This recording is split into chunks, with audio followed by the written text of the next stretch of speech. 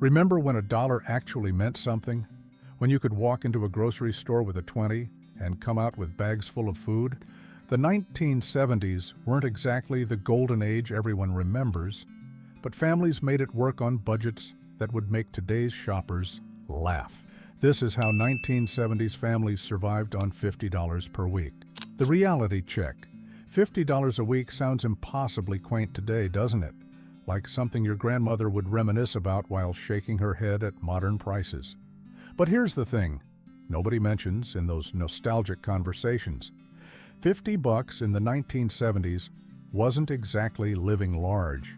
In 1970, the median family income hovered around $9,870 annually. That breaks down to about $190 per week before taxes. After Uncle Sam took his cut and you paid for housing, utilities, and car payments, that $50 grocery budget wasn't generous. It was reality. And let's talk about that reality for a moment. The 1970s weren't some magical time when everything was cheap and life was easy. The decade kicked off with inflation already creeping up, hit its stride with the Arab oil embargo of 1973, and finished strong with stagflation that made economists scratch their heads and housewives organize supermarket boycotts. Yes, boycotts. In April 1973, fed-up mothers across America refused to buy meat for an entire week to protest prices. One woman from Ohio remembered those days clearly. We thought 20% inflation in 1 year was the end of the world. Everything doubled almost overnight. My mother cried at the grocery store. The decade saw food prices surge in ways that shocked families used to stable costs. Dairy products jumped 30% in 1973 alone. Bread prices skyrocketed thanks to grain shortages caused by massive exports to Russia. President Nixon even imposed wage and price controls twice, first during his 1971 campaign and again later trying to stop the madness. So when we talk about surviving on $50 a week for groceries, we're not talking about a life of plenty. We're talking about making do. The grocery store battlefield. Walking into a 1970s grocery store with $50 meant you needed a plan. No impulse buying. No grabbing whatever looked good. You shopped with a list, you compared prices, and you stretched every penny. Here's what those pennies bought you. In 1970, milk cost about $1.32 per gallon. A loaf of bread ran 70 cents, though by 1971, you could find it for as little as 16 cents if you caught a sale. A dozen eggs went for 61 cents in 1970, dropped to 25 cents in 1971 thanks to oversupply, then climbed back up to 61 cents by 1975. Ground beef cost around 60 cents a pound in the early 70s. Chicken was 45 cents a pound. Pork chops ran about $1.19. A pound of butter cost 68 cents in 1970, jumping to $1.03 by 1975.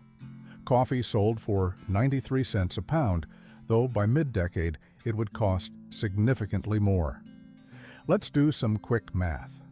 A frugal week's grocery shopping for a family of 4 might look like this: 2 gallons of milk, $2.64, 3 loaves of bread, $2.10, 2 dozen eggs, $1.22, 5 pounds of ground beef, $3, 3 pounds of chicken, $1.35, pork chops for Sunday dinner, $2, butter, 68 cents, coffee, 93 cents, potatoes, 53 cents for 10 pounds, cabbage, 16 cents for 4 pounds, apples, 64 cents for 4 pounds, canned tomatoes, maybe 30 cents a can, times 6 cans, $1.80. We're already at $17. And we haven't bought sugar, flour, cooking oil, breakfast cereal, peanut butter, jelly, cheese, canned soup, pasta, rice, or any of the 100 other things families needed. Oh, and those prices. They're from early in the decade. By 1975, many had doubled. Smart shoppers learned tricks. Buy day-old bread at half price. Stock up when butter goes on sale, and freeze it. Make your own tortillas instead of buying them. Save bacon grease for cooking instead of buying expensive oils. Turn stale bread into breadcrumbs or croutons.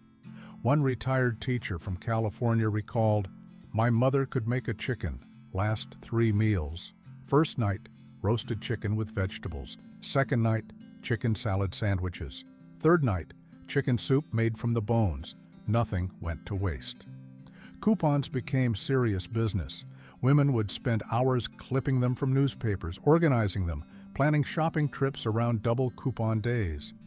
Some stores ran promotions giving away dishes or glassware with minimum purchases. You'd collect a whole set over months, piece by piece. The other secret weapon? Home cooking. Nobody bought pre-made meals.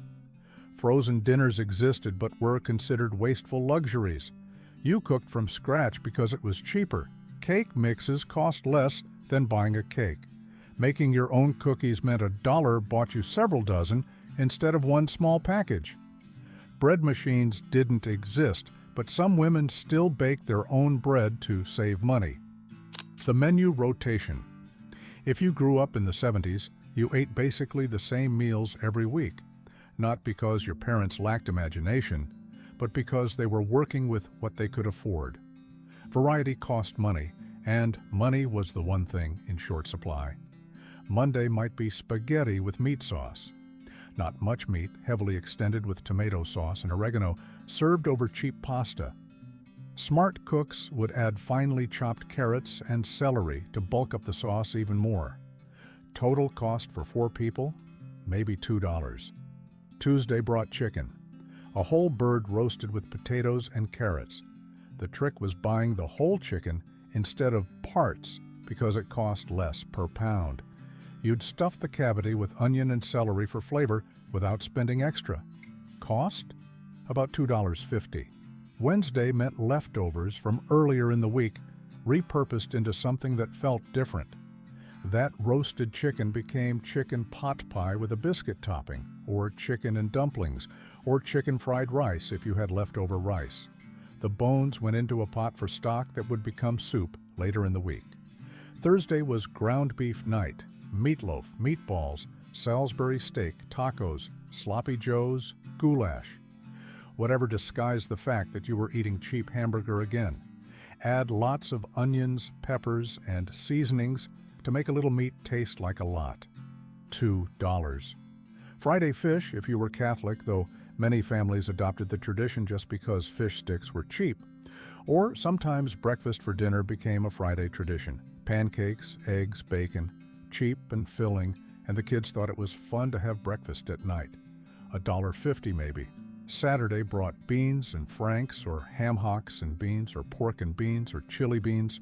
Protein from dried beans, supplemented with small amounts of meat. You'd make a huge pot that lasted 2 meals. The dried beans cost almost nothing, and a little bit of meat went a long way, under $2. Sunday was the splurge, a small roast or those pork chops, or occasionally a cheap cut of steak if it was on sale. The meal you saved for all week, the one meal where you might have both a vegetable and a starch, and maybe even a proper salad. The meal the whole family sat down together for, $3 to $4.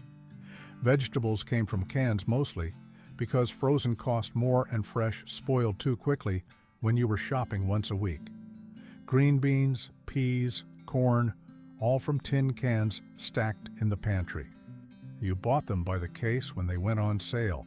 Fruit meant apples and oranges and bananas, the cheapest options, supplemented by canned peaches and fruit cocktail. Fresh berries were summer treats when they were in season, not year-round options. Snacks were homemade because buying packaged snacks was throwing money away. Popcorn made on the stove with oil and salt, not microwave bags that didn't exist yet. Cookies baked from scratch on Sunday to last the week. Jell-O from a box mixed with water, sometimes with canned fruit mixed in if you were feeling fancy. Kids didn't have individual yogurt cups or granola bars or juice boxes or fruit snacks. They had whatever their mother made, or they had an apple. One grandfather from Texas remembered, "We thought we were rich when Mom made Rice Krispie treats. That was a special occasion dessert, not an everyday thing. Most nights it was just fruit if you wanted something sweet after dinner, or you went without. Drinks were water, milk for the kids, and maybe Kool-Aid or iced tea." Soda was a treat, not an everyday thing. Nobody bought cases of Coke to keep in the fridge for whenever you wanted one. A six-pack of Pepsi cost 69 cents in 1972, and it lasted a week because each kid got one can on Saturday if they'd been good. Lunch for adults working was almost always packed from home. Buying lunch out was wasteful when you could make a sandwich for pennies. Kids took lunch to school in metal lunch boxes, bologna sandwiches, peanut butter and jelly, leftover meatloaf on white bread, an apple or banana, maybe homemade cookies if mom had time to bake, a thermos of Kool-Aid or juice made from frozen concentrate. Breakfast was simple and cheap. Oatmeal, not the individual packets, but the big cylinder of Quaker oats you cooked on the stove. Cold cereal like Corn Flakes or Cheerios, whatever, was on sale. Toast with butter and jelly. Eggs on weekends when there was time to cook them. Nobody had Greek yogurt parfaits or acai bowls or $7 smoothies. The supplemental income. Here's something they don't tell you in those good old days stories. Families survived on $50 a week for groceries, partly because they weren't spending money on much else. But more importantly, they found ways to supplement that budget. Gardens weren't hobbies, they were necessities. Families grew tomatoes, lettuce, green beans, squash, cucumbers, peppers. In some parts of the country, people kept chickens for fresh eggs. The eggs you didn't eat, you sold to neighbors, same with extra vegetables. Hunting and fishing weren't sports for many families, they were food sources. A deer meant protein for months if you butchered and froze it properly. Fish from the local river or lake went straight to the dinner table. Men who worked factory jobs would hunt weekends and bring home rabbit, duck, venison. Canning wasn't a Pinterest craft. It was how you preserved the harvest to eat all winter. Women would spend entire days in summer putting up jars of tomato sauce, pickles, jams, green beans. Basements had shelves lined with hundreds of jars, each one representing hours of work and future meals. Some families kept a pantry animal. Rabbits bred quickly and ate kitchen scraps. 3 or 4 rabbits could provide a steady supply of meat. Not glamorous, but practical. Bartering happened more than people remember. You had extra eggs. Your neighbor had extra milk from their cow. Trade. Your garden produced more zucchini than you could use. Swap it for your other neighbor's apples. Cash didn't always need to change hands.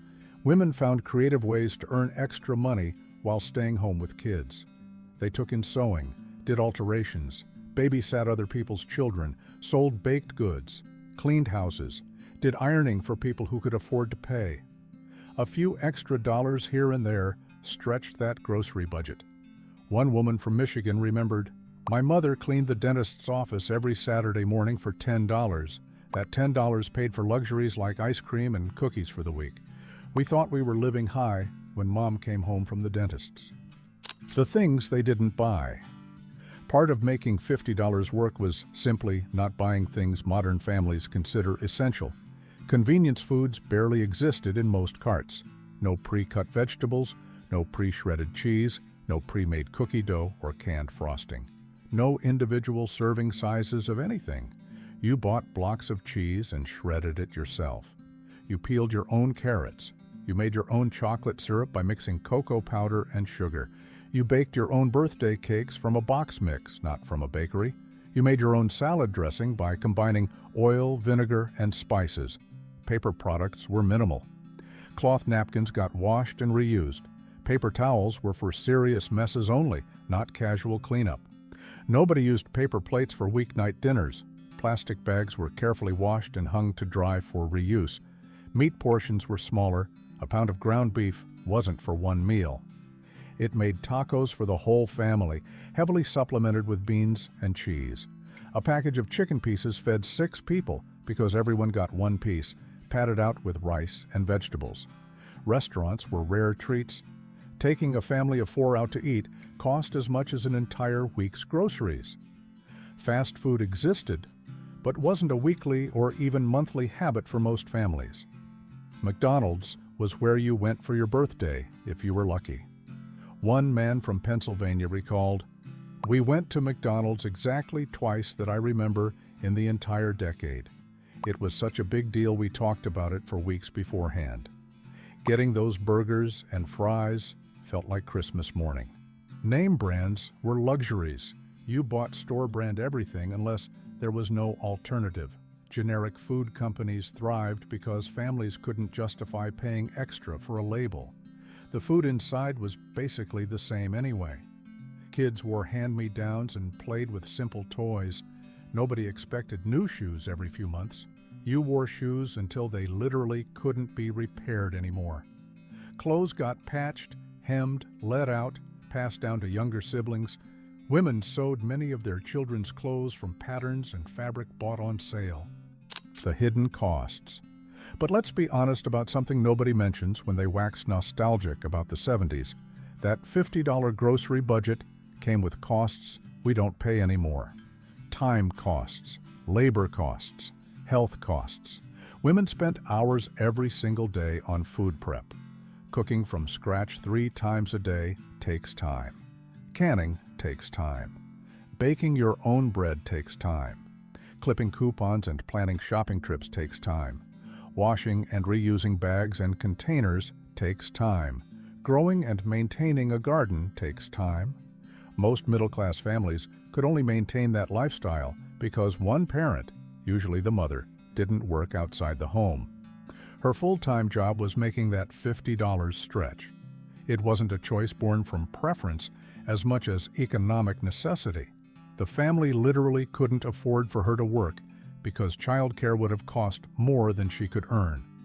The food itself wasn't always healthy by modern standards. Heavy on starches and canned vegetables, light on fresh produce and lean proteins. People ate a lot of processed foods that we now know aren't great for long-term health. Spam, Vienna sausages, potted meat. Jell-O salad with mayonnaise was considered a side dish. Variety was limited. You ate what was cheap and in season. In winter, that meant canned or frozen vegetables, not fresh. It meant apples and oranges, not berries or tropical fruits. It meant you had the same 10 or 15 meals rotating constantly because trying new recipes risked wasting money on ingredients that might not work out. The inflation shock. By mid-decade, that $50 budget wasn't cutting it anymore. Inflation had destroyed its purchasing power. What cost $50 in 1970 cost over $65 by 1975. Families had to adjust. Some took on second jobs. Mothers who'd stayed home started working part-time. Teenagers got after-school jobs and contributed their earnings to household expenses. Families moved to smaller houses or apartments to cut rent. People delayed buying cars or drove old beaters held together with duct tape and prayer. The oil embargo made everything worse. Gas prices more than doubled almost overnight. In 1973, gas averaged 39 cents per gallon. By 1974, it was 55 cents. Doesn't sound like much until you realize that's a 40% increase in 1 year. Driving to multiple stores to find the best prices suddenly became expensive. Food prices climbed faster than wages. Between 1973 and 1974, food costs increased 20% while average wages barely budged. Families earning the same amount could suddenly afford much less. The squeeze was real and painful.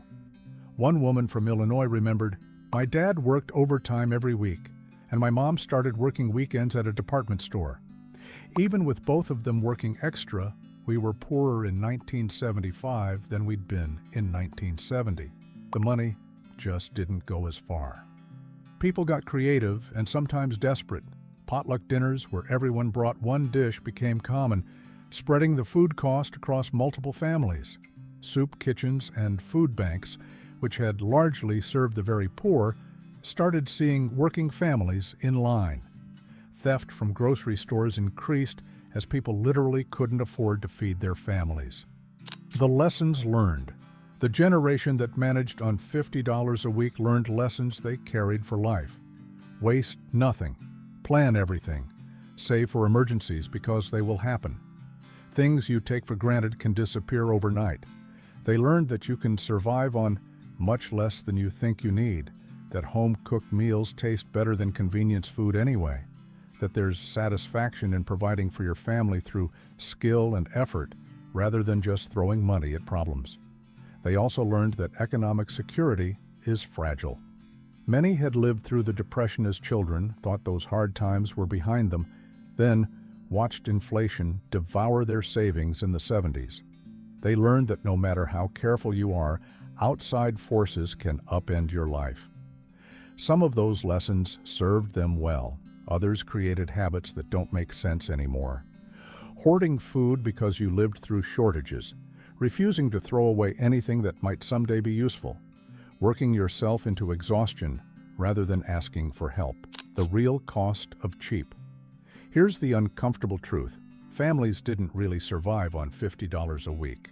They survived on $50 plus all the unpaid labor of growing food, making food, preserving food, shopping for food, and cleaning up after food, plus bartered goods and supplemental income from side hustles. If you valued all that labor at minimum wage, which was $1.60 in 1970 and rose to $2.10 by 1974, a mother spending 40 hours a week on food-related tasks was contributing $64 to $84 worth of labor. Add that to the $50 grocery budget, and suddenly we're talking about well over $100 a week in real terms. Still cheap by modern standards, but not the impossibly low number it first appears. The trade-offs were real. Women who might have pursued careers stayed home instead. Kids who could have been in activities worked jobs to help with expenses. Families ate less nutritious food because processed options were cheaper than fresh. People lived with more stress about money than they like to remember now, but they did survive. They fed their families, they kept roofs over their heads, they made it work because they had no other choice. Today we spend more on groceries, absolutely. But we also outsource much of the labor that made those $50 weeks possible. We buy pre-made meals because both parents work. We eat in restaurants because we don't have time to cook 3 meals from scratch daily. We buy convenience because we're purchasing time, not just food. The real question isn't whether families could survive on $50 a week today. It's whether we'd want to pay the hidden costs that made that possible. Would you give up your job to stay home and manage the household full-time? Would you spend your weekends canning vegetables and making clothes? Would you be okay eating the same 15 meals on rotation forever? Maybe some of those old skills are worth recovering. Making bread by hand, growing a garden, cooking from scratch. But let's be honest about what life was really like. It wasn't some magical time when everything was better and cheaper. It was hard work with limited choices, and families paid for it in ways we don't always count. The 1970s families who survived on $50 a week deserve credit for their resourcefulness, their resilience, and their sheer determination. But let's not romanticize the struggle. They did what they had to do, and many of them were relieved when the decade ended and things finally got a little easier. If you found this look back at 1970s family budgets interesting, please like and subscribe to our channel for more stories about how people really lived in decades past.